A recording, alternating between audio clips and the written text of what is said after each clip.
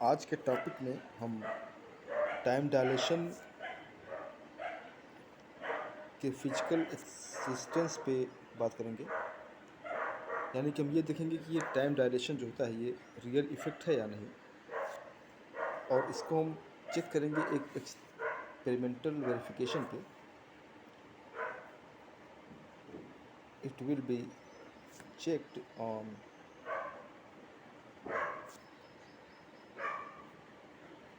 Experimental verification. तो आज हम इसी को देखते हैं कि टाइम डायलेशन, जो कि इससे पहले के लेक्चर में बताया है, वो एग्जिस्ट करता है या नहीं। तो इसके लिए एक एक्सपेरिमेंट किया जाता है जिसको म्यू मेसन एक्सपेरिमेंट कहा जाता है।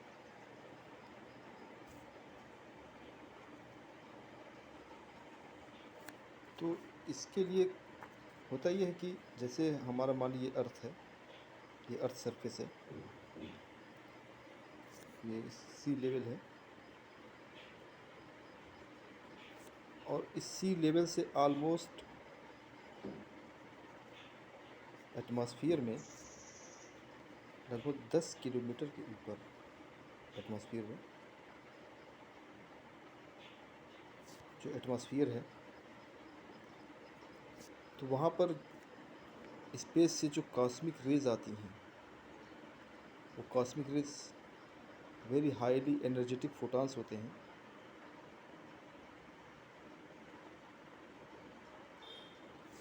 ये कॉस्मिक रेज जब 10 किलोमीटर के ऊपर एटमॉस्फेयर में स्ट्राइक करते हैं, तो जहाँ पर स्ट्राइक करते हैं वहाँ पर ये पॉइंट पे म्यू मेसन एक फंडामेंटल पार्टिकल है जो कि बहुत अनस्टेबल होता है, वो प्रोड्यूस होता है। और जैसे ये प्रोड्यूस होता है, ये तुरंत चलना शुरू कर देता है, रन करता है। इसकी स्पीड जो होती है लगभग 2.99 इंटू 10⁸ मीटर पर सेकेंड की स्पीड से चलता है। काफ़ी फास्ट स्पीड से चलता है ये, ऑलमोस्ट इक्वल टू सी। और इस चलने के बाद ये इसका जो टाइम होता है, वो टाइम पीरियड होता है 2 माइक्रो सेकेंड, यानी कि 2 इंटू 10⁻⁻6 सेकेंड इसका लाइफ टाइम होता है। और इतने लाइफ टाइम के बाद ये इलेक्ट्रॉन या पॉजिट्रॉन में डिकम्पोज हो जाता है। यानी कि जो लाइफ स्पैन है इस म्यू मेसन का, या मीन टाइम भी कह रहे हैं, मीन लाइफ टाइम, ये है delta T zero 2 into 10⁻⁻6 second. और जो इसकी स्पीड है चलने की, वो है v is equal to 2.99 into 10⁸ metre second. तो अपने लाइफ टाइम में, होल लाइफ टाइम में इस स्पीड से वो जो डिस्टेंस कवर करेगा उसको हम देखते हैं कितना होगा। Distance covered by mu meson, ये हमारा डी मान लिया, D equal to distance equal to velocity into time, delta T zero. तो वेलोसिटी इसकी है 2.99 इंटू 10⁸, और जिसका लाइफ टाइम है वो है 2 इंटू 10⁻⁻6 सेकेंड, मीटर पर सेकेंड। ये आपका मीटर आएगा। और इसको अगर हम सॉल्व करें तो लगभग ये आएगा 600 मीटर, यानी कि लेस देन 1 किलोमीटर। अब देखने वाली बात यह है कि ये हाई लैटिट्यूड पे प्रोड्यूस हुआ लगभग 10 किलोमीटर के ऊपर, और प्रोड्यूस होने के बाद यहाँ से वो जो चला अपनी लाइफ टाइम में, वो लाइफ टाइम में वो लगभग 600 मीटर तक आया। उसके बाद ऊपर 600 मीटर एटमॉस्फेयर में ही ये डिकम्पोज हो गया इलेक्ट्रॉन में। तो इस म्यू मेसन के सी लेवल पर पाए जाने की प्रोबेबिलिटी यहाँ पर ऑलमोस्ट ज़ीरो है, क्योंकि ये हाई एल्टीट्यूड पे ही हाई लेटीट्यूड पे ही डिकम्पोज हो चुका है, यहाँ पे डिकम्पोज है, इसकी यहाँ पाए जाने की प्रॉबिलिटी ऑलमोस्ट ज़ीरो होती है। लेकिन एक्सपेरिमेंट में इस म्यू मेसान को सी लेवल पर भी पाया गया है। कुछ एक्सपेरिमेंट हुए हैं जिसमें ये देखा गया है कि जो म्यू मेसान हाई लेटीट्यूड पे प्रोड्यूस होता है वो सी लेवल पर भी पाया जाता है, यानी कि इसकी प्रेजेंस यहाँ भी हुई। अब ये कैसे हुआ, ये टाइम डायलेशन की इफेक्ट से ही समझ सकते हैं कि जब इस हाई स्पीड से चलने पर इसका जो लाइफ टाइम है ये बदल जाता है, ये इंक्रीज कर जाता है टाइम, जैसा कि टाइम डायलेशन का है due to time dilation effect the appeared life time delta T जो होगा नया होगा वो होगा delta T zero by under root 1 minus V square by C square. तो इसको हम चेक करते हैं कि इस स्पीड से चलने पर इसकी लाइफ में क्या परिवर्तन होगा लाइफ टाइम में। ये हमारा था 2 माइक्रो सेकेंड ओरिजिनल टाइम इसका, divide by under root 1 minus 2.99 into 10⁻8 divided by 3 into 10⁻8 whole square.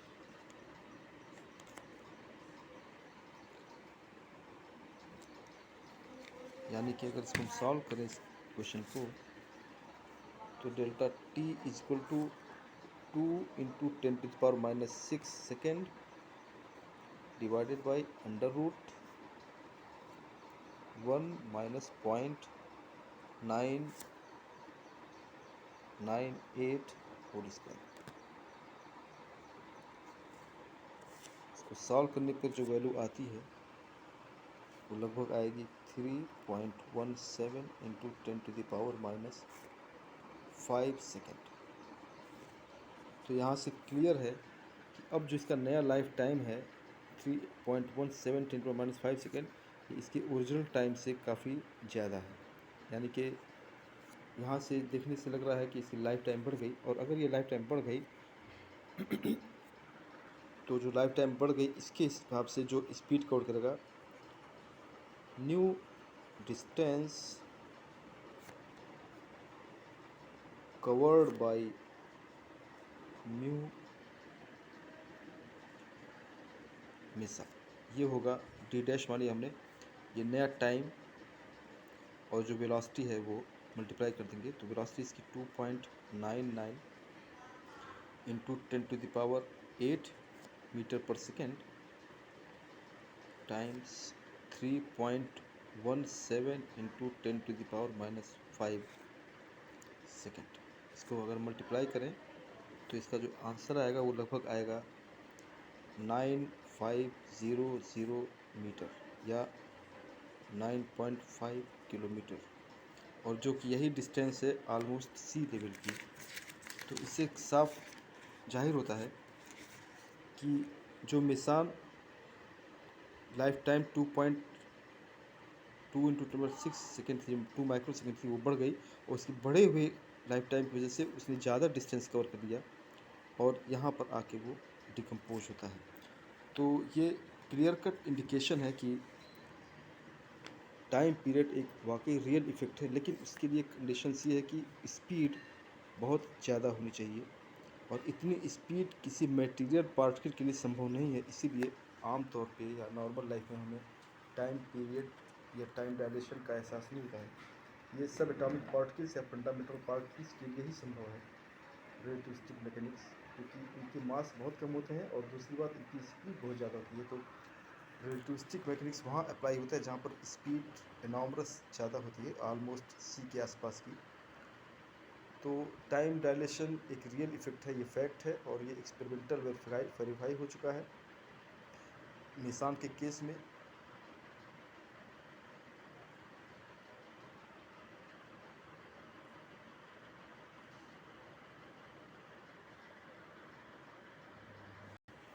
आगे बढ़ते हुए हम अब इस टाइम डायलेशन फार्मूले पर कुछ इंपॉर्टेंट न्यूमेरिकल सॉल्व करेंगे। इसमें न्यूमेरिकल जब हम सॉल्व करेंगे तो इसमें एक चीज़ ध्यान देने लायक बात होगी कि जो ये फार्मूला है टाइम डायलेशन का, delta T equal to delta T zero by under root 1 minus V square by C square. इसमें दो चीज़ें इंपॉर्टेंट है। नंबर एक आपका प्रॉपर टाइम और दूसरा है अपीयर टाइम डेल्टा टी। जब न्यूमेरिकल सॉल्व करेंगे तो इस बात का खास ख्याल रखें कि हमेशा डेल्टा टी की वैल्यू जो होगी, इसकी वैल्यू ये इससे ज़्यादा होगी। ये कॉन्सेप्ट है, दिमाग में रखने लायक बात है कि जब भी न्यूमेरिकल सॉल्व करें तो इस बात का खास ख्याल रखें कि अपीयर टाइम जो होगा वो प्रॉपर टाइम से हमेशा ज़्यादा होगा। अपीयर टाइम जो होगा वो हमेशा प्रॉपर टाइम से ज़्यादा होगा। अब इसी पर आधारित कुछ न्यूमेरिकल सॉल्व करते हैं जो काफ़ी इंपॉर्टेंट है।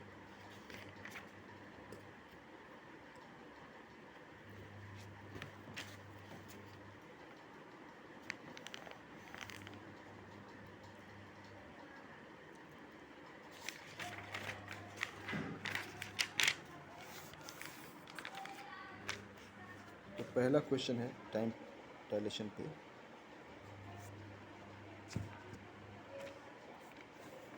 At what speed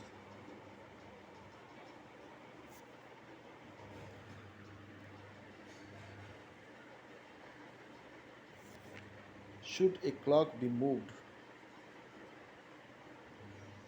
Should a clock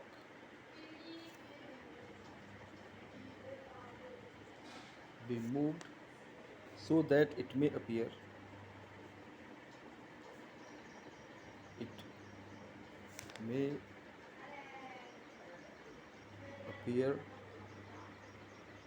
to lose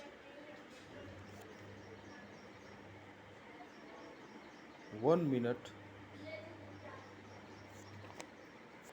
in each hour?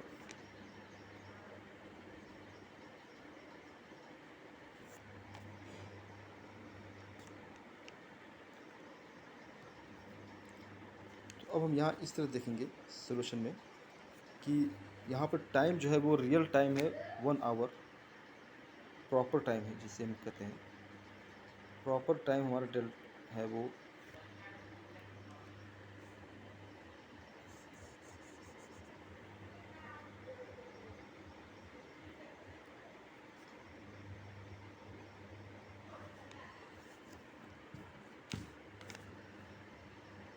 60 minute है और ये घड़ी जो है 1 मिनट लूज़ कर जा रही है, स्लो कर जा रही है, लूज़ कर जा रही है। यानी कि रिकॉर्ड टाइम जो होगा वो 59 मिनट का होगा। अब यहाँ गौर करने लायक बात यह है कि यहाँ दो टाइम है, एक 60 है और एक 59 है। तो जैसा कि हमने पहले बताया कि जो कम होगा उसको आप डेल्टा टी मानेंगे, टी जीरो, टी नॉट, और जो ज़्यादा होगा उसको आप डेल्टा टी मानेंगे।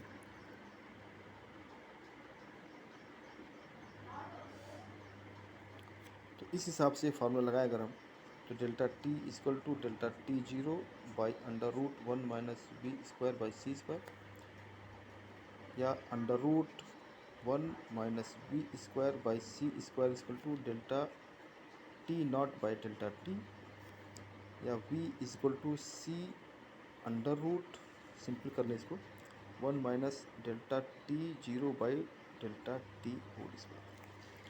इसको सॉल्व करते हैं तो c की वैल्यू में रख दें 3 into 10⁸ under root 1 minus T zero 59 है, टी आपका 60 है। सॉल्व करें अगर हम तो इसकी वैल्यू आएगी 3 इंटू 10⁸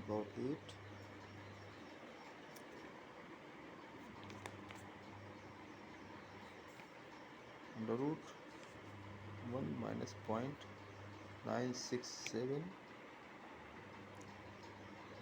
होल स्क्वायर, या सिंपली वैल्यू आएगी 3.3 इंटू 5.1816,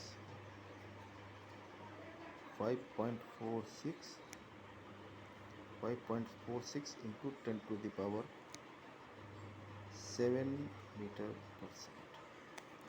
तो ये वेलोसिटी आई कि अगर आप इस वेलोसिटी से चलें तो आपकी घड़ी 1 मिनट स्लो हो जाएगी, यानी कि आपका लाइफ टाइम 1 मिनट बढ़ जाएगा औरों की अपेक्षा। तो इतनी हाई स्पीड अटेंड करना पॉसिबल नहीं है।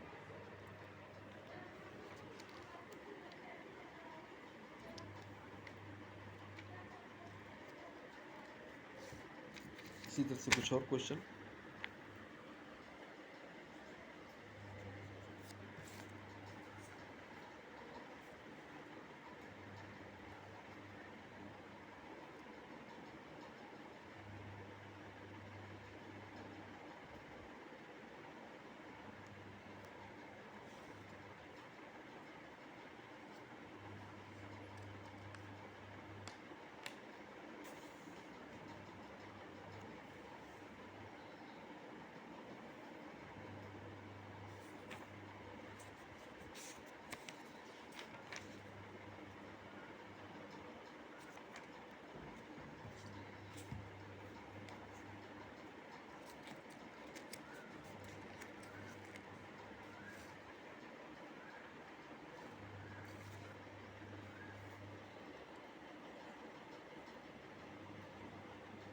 The mean lifetime of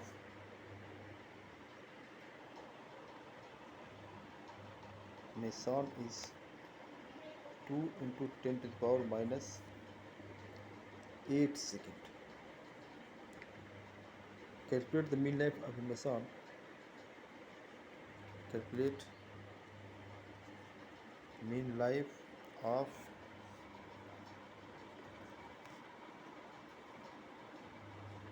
Mason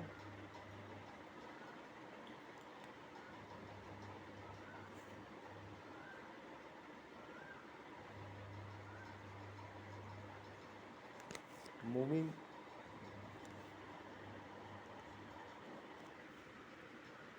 with velocity 0.8 c। Solution है, वेलोसिटी दिया हुआ है 0.8 c और जो प्रॉपर टाइम इसका दिया हुआ है वो है डेल्टा टी जीरो, दिया हुआ है 2 इंटू 10⁻⁸ सेकेंड। तो जो अपीयर टाइम होगा वो इसका अपीयर लाइफ टाइम होगा वो delta T zero by √1 - v² /c² यानी 2 into 10⁻⁸ divided by √1 - 0.8 c by c whole square या 2 इंटू 10⁻⁸ बाई 0.6 सेकेंड या square value 3.33 into 10 to the power -8 second. ये वैल्यू इसका 150% इंक्रीज कर चुका है।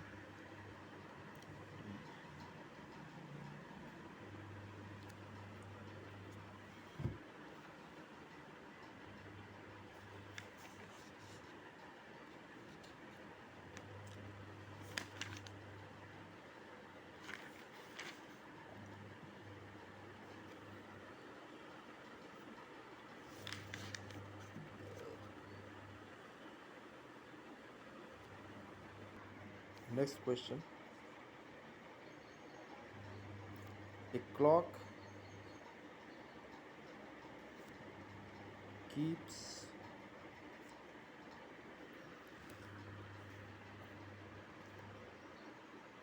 correct time. With what speed should it be moved? With what speed it should be moved relative to an observer?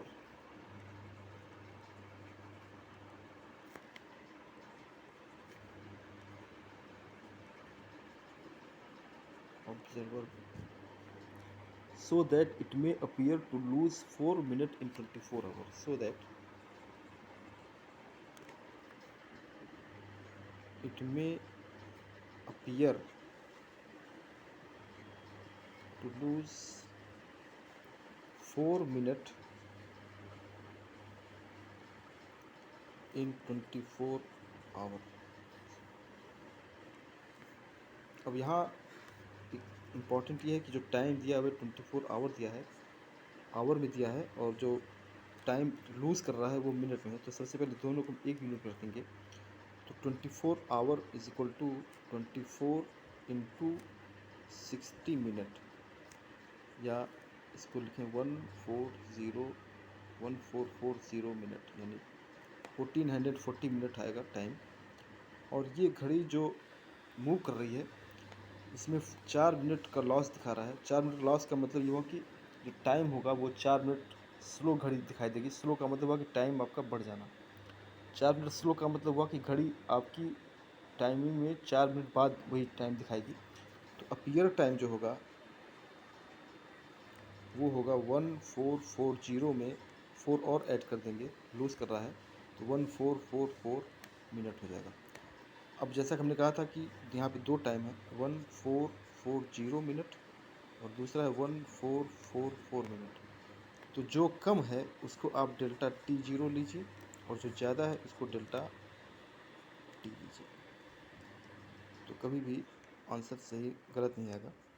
Delta T0 by under root 1 minus B square by C square. यहाँ पे आपका 1440 by under root 1 minus B square by C square, और ये हमारा है 1444। तो इस equation को हम सॉल्व करें तो यहाँ से भी निकल जाएगा।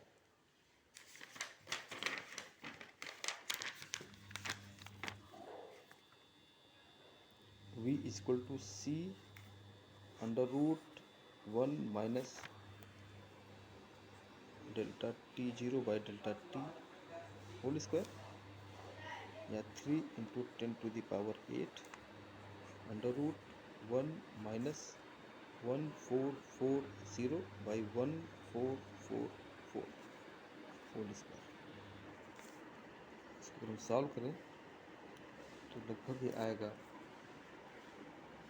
2.32 इंटू 10⁷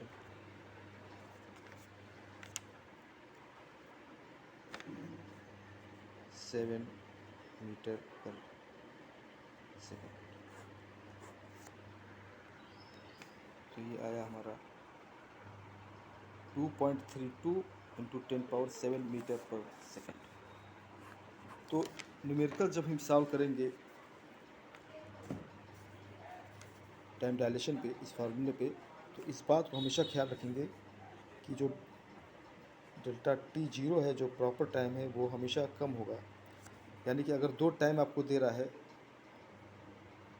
मान लीजिए दो टाइम दिया 55, 55 एंड 65, तो जो ज़्यादा होगा वो हमेशा डेल्टा T होगा और जो कम होगा वो हमेशा डेल्टा T0 होगा। अब एक टाइम दे दिया 75, तो इस कंडीशन इसमें, इस केस में अगर हम देखें तो ये हमारा ज़्यादा वाला डेल्टा T हो जाएगा और ये कम वाला डेल्टा T0 होगा।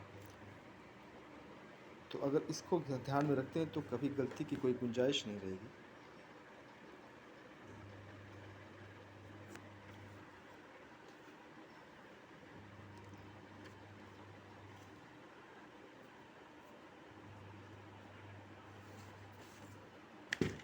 एक और न्यूमेरिकल है, अच्छा। A man leaves the earth in a rocket ship that makes a round trip to the nearest star, which is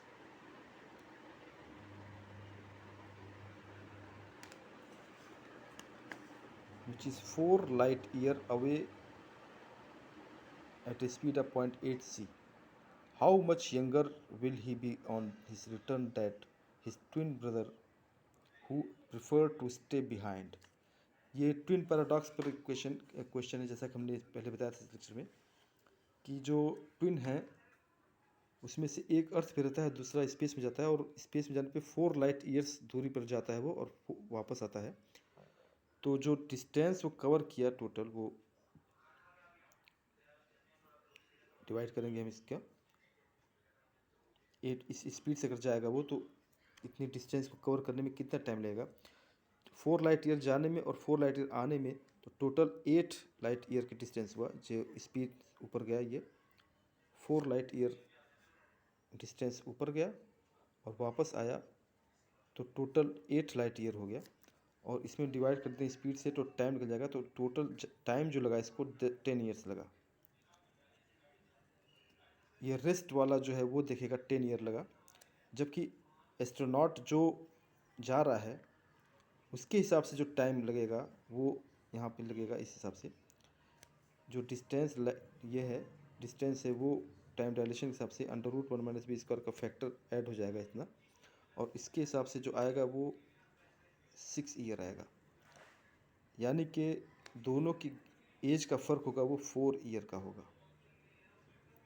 अगर इस तरह समझे कि मान लिया कि दोनों का एज उस वक्त 20-20 था, ईयर्स था, और ये इस अर्थ पे रहता है और ये स्पेस में जाता है, 4 लाइट ईयर जाता है, 4 लाइट ईयर आता है, 8 साल लगा। तो इसको आने में इसकी जो एज होगी वो 28 साल की होगी, लेकिन इसकी जो एज होगी वो इस हिसाब से सिर्फ 26 साल की होगी। तो 2 साल का ये यंग रहेगा।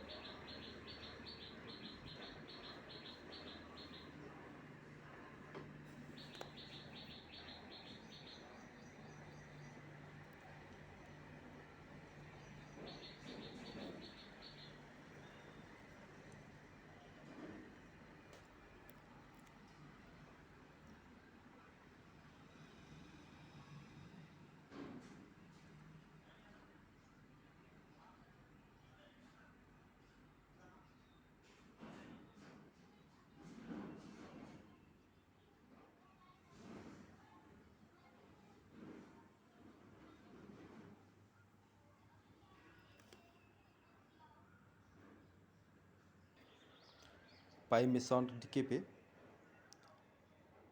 a certain particle called meson has a lifetime 2 × 10⁻⁶ - 6 second. What is the mean lifetime when the particle is traveling with a speed of 0.9 c, where c is the velocity of light? How does it go during one mean life? तो इसमें हमने ये लगा दिया है time direction formula. इसकी proper time 2 microsecond है और वेलोसिटी 0.9 c है। तो इस हिसाब से अगर हम देखें तो टाइम डायलेशन के हिसाब से इसकी जो लाइफ टाइम होगी वो 4.58 × 10⁻⁶ होगी, जो कि 2 माइक्रोन से काफ़ी ज़्यादा है। और इस स्पीड से जब वो चलेगा, इस टाइम इतनी स्पीड से, और इस स्पीड से चलने पर इतना टाइम जो बढ़ गया है, उसके हिसाब से जो इसकी डिस्टेंस कवर्ड होगी वो वेलोसिटी में नया टाइम मल्टीप्लाई कर देंगे, तो 3.9 × 3.0 10⁸ × 4.587, और इस हिसाब से ये हमें आएगा लगभग 1238 मीटर, या ऑलमोस्ट 1.24 किलोमीटर।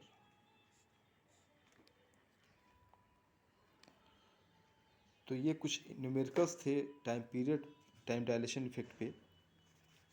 और टाइम डायलेशन इफेक्ट जैसा कि हमने देखा कि ये वाकई एक रियल इफेक्ट होता है, और डिपेंड करता है स्पीड पे ऑब्जर्वर की, कि स्पीड कितनी है। और आमतौर पे इस स्पीड को अटेंड करना इम्पॉसिबल होता है, इसलिए हमें टाइम डायलेशन का एहसास नहीं होता। लेकिन ये सब एटॉमिक पार्टिकल पे एग्जिस्ट करता है जिनकी स्पीड बहुत ज़्यादा होती है, ऑलमोस्ट सी के आसपास। और इनकी जो मास होता है वो नेग्लिजिबल होता है, फंडामेंटल पार्टिकल्स होते हैं, क्योंकि मटेरियल पार्टिकल के लिए इतनी हाई स्पीड अटेंड करना एक तरह से नामुमकिन है। इसीलिए इसे क्लासिकल मैकेनिक्स में इन चीज़ों को नहीं देखा गया।